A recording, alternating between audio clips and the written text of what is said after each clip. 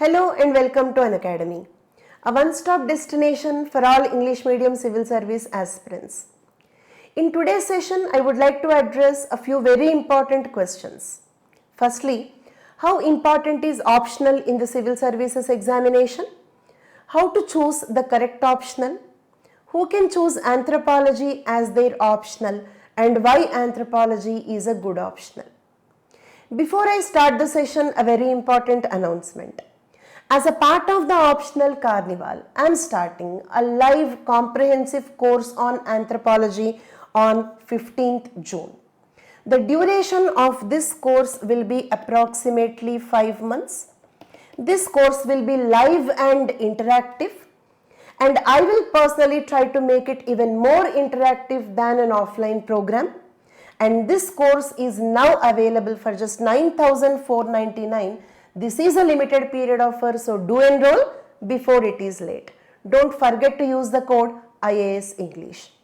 Let us now continue with our discussion with the most important question: why optional is so crucial in the civil services examination. Let us try to understand with these two examples. Here are the marks of two toppers. In the first case, she got a total of 883 marks from the written part of the civil services examination. The written part of the civil services examination includes total 7 papers. In that, 5 GS papers like essay and the GS 1, 2, 3 and 4. And the other 2 papers are the optional paper 1 and the optional paper 2. Out of 883, she got 521 marks from the GS papers. That is, from 5 papers put together, she got 521 marks, while she got 362 marks only from the 2 optional papers. That is, 41% of her written total is from the optional. Means she scored 41% marks from 2 papers, whereas the other 60% marks are from the 5 papers put together. In the other example, he got a total of 962 marks, out of which 338 marks are only from the optional. That is, he scored 35% of the written total only from the optional. From these two examples, it is evident that the selected candidates are getting approximately 35 to 40% of the total marks only from the optional. This is strongly establishing that optional is very crucial in the civil services examination. Now, when the optional is so important, it is equally important to select the correct optional, the optional that will exactly suit your personality, your attitude, your background, etc. So now the discussion, how to choose the correct optional. What should be the parameter or what should be the criteria? One of the criteria that is commonly discussed is that the optional must be interesting. You should have a liking towards that particular subject. Is it one of the criteria? Yes, of course. Because you have to spend a minimum of 1 year with that subject, of course it is good if the subject is interesting and if you have a personal liking on that subject. But remember one thing, if I have a fever, I might be interested in eating an ice cream, but no, I have to take the medicine only if my target is to cure the disease. Same way here, your target is to clear the examination, not to study the subject in which you have interest. If that is important, you can also read such subjects after you get selected in this examination. So, while the subject being interested or you personally having a liking towards that subject is one of the criteria, I don't feel that it is a very important parameter. Then what should be the criteria based on which we can select the optional? After thorough analysis, I have listed a few points based on which you can select the optional. First one, the subject must be very scoring. Okay, the subject must be scoring. Like for example, the highest marks in the optional paper till date from any optional, not only anthropology, from all the optionals together. The highest marks from the optional papers till date is 362 marks, and that is from anthropology. The second highest being mathematics, which is 361 marks previously.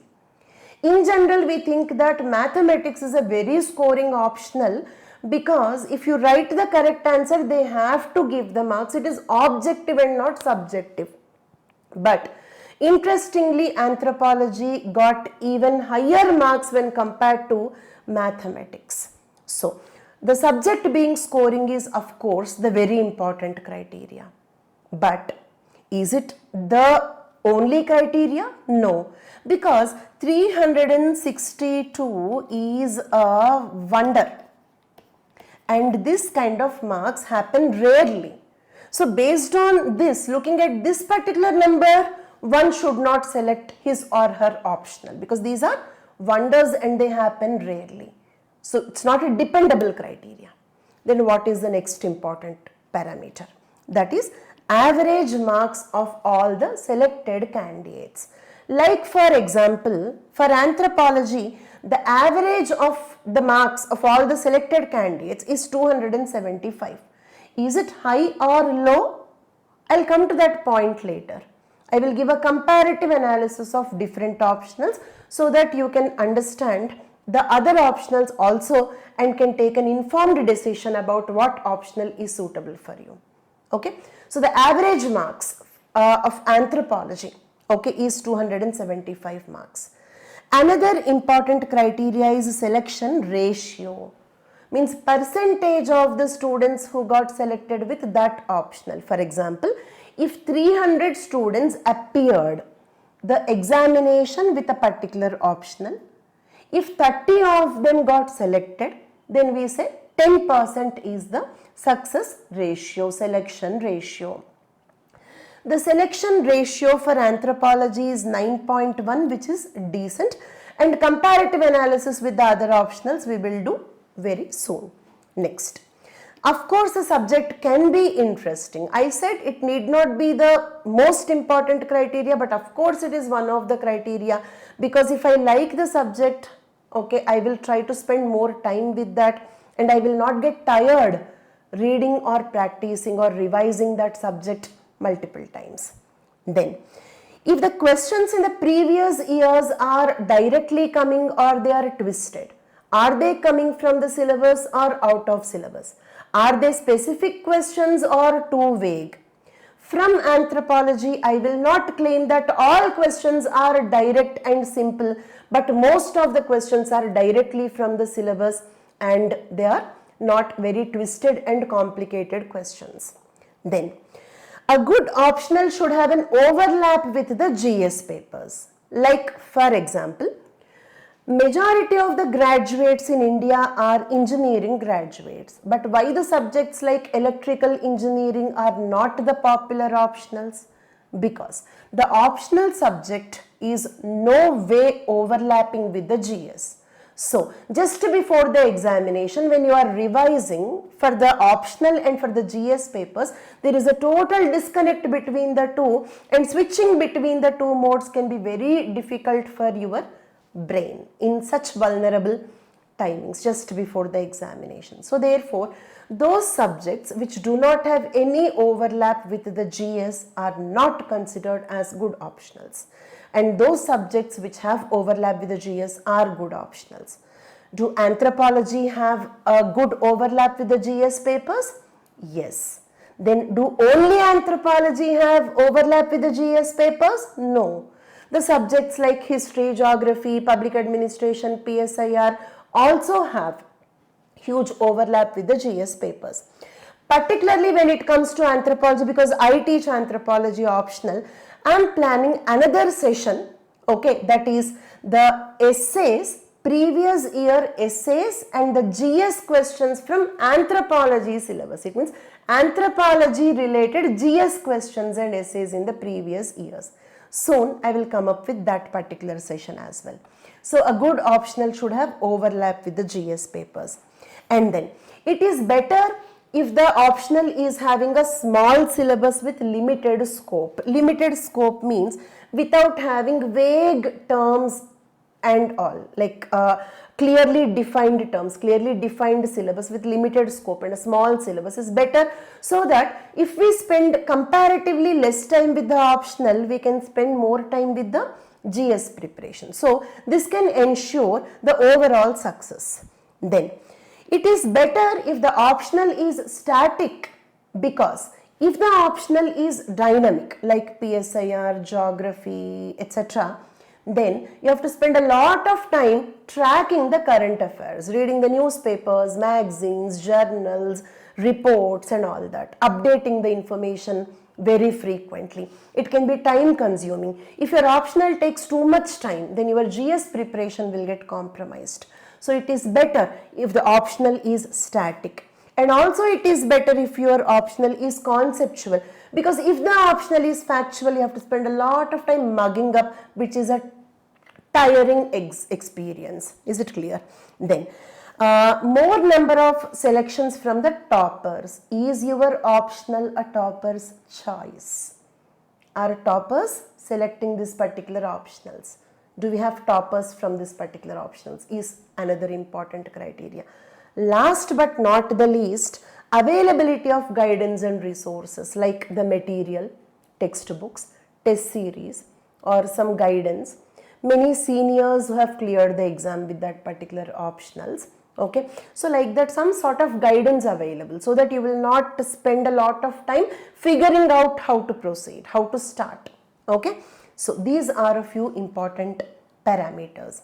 After we decided what should be the criteria based on which we have to select the optional, let us examine and compare different optionals on these parameters. Before that, do we have toppers from anthropology? Of course, yes. Here is a list of toppers from anthropology. Because I teach anthropology optional, here I brought a list of toppers from anthropology optional, but you can Google search toppers from PSIR, toppers from PubAd, like that, whatever optional that you are planning to choose, you can find the similar data for that optional as well. Okay, so here is the list of toppers from anthropology optional. So not only the highest marks 362 marks, several toppers have also selected anthropology. Next parameter, as we discussed, is the selection ratio, the percentage of the students who cleared the exam with that particular optional. It is very high for the subjects like medical sciences and economics. So based on that, should I consider them as excellent optionals?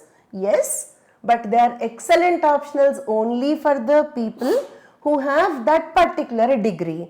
For example, medical sciences as an optional, of course an engineering student or any humanities student, it's not possible. And the success rate here is high because the candidates who appear in that exam are already having reasonable knowledge in that subject. They are not starting the journey with the UPSC preparation in relation to that subject. For example, a medical science student will spend 5 long years, 5 tedious years on that particular optional. So when they take that particular optional, obviously the success rate will be better. Okay, then coming to the other popular optionals in the civil services field. In that, like anthropology, public administration, sociology, PSIR, geography, history, these are the percentages of the success, the selection ratio of various optionals comparison. The next parameter is average marks, because highest marks, some 362, 361, fancy numbers, we should not run behind such fancy numbers because they are rare and they are like a feat, a wonder. We should not decide our optional, we should target that, both are different. Of course you can target 362, of course you can target 370 as well, but okay, your selection of the optional should not be looking at such fancy numbers. Okay, now then what is the correct parameter? Average marks of all the selected candidates from a particular optional. For mathematics it is 285, for medical sciences it is 280, and for anthropology it is 275, and so on. Okay.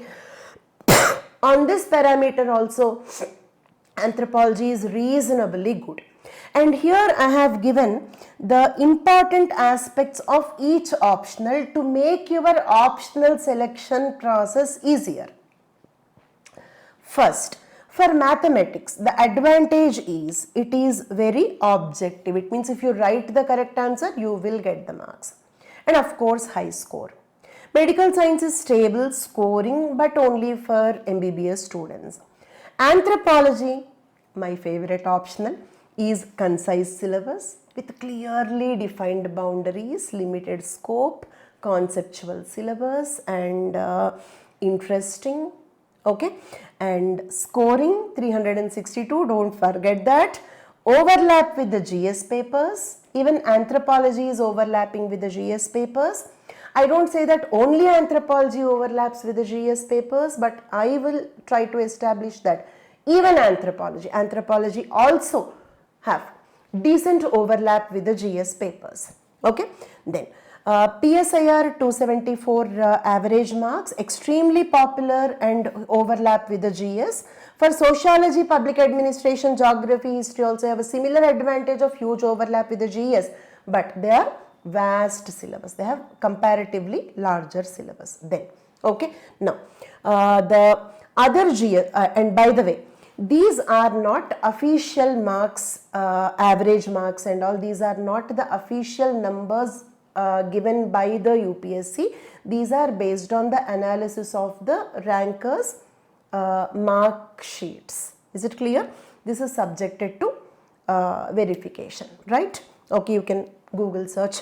The numbers can be slightly different from different sources. So these are the approximate values from the analysis of the mark sheets of the previously selected candidates. Then, now, as I said, anthropology overlaps with the GS papers. With what GS papers anthropology overlaps? Anthropology overlaps with the essay paper, because at least a few essays from the essay paper are from the social aspects, and anthropology is completely about the human society. By the way, what is anthropology? Anthropology is a study about human beings. We study about the human society, human biology, different aspects of the human beings. Okay, then. So therefore, when anthropology is 70% like sociology and it has considerable content about the society and social issues, so several essays overlap with the anthropology paper. Then anthropology also overlaps with GS paper 1 Indian society.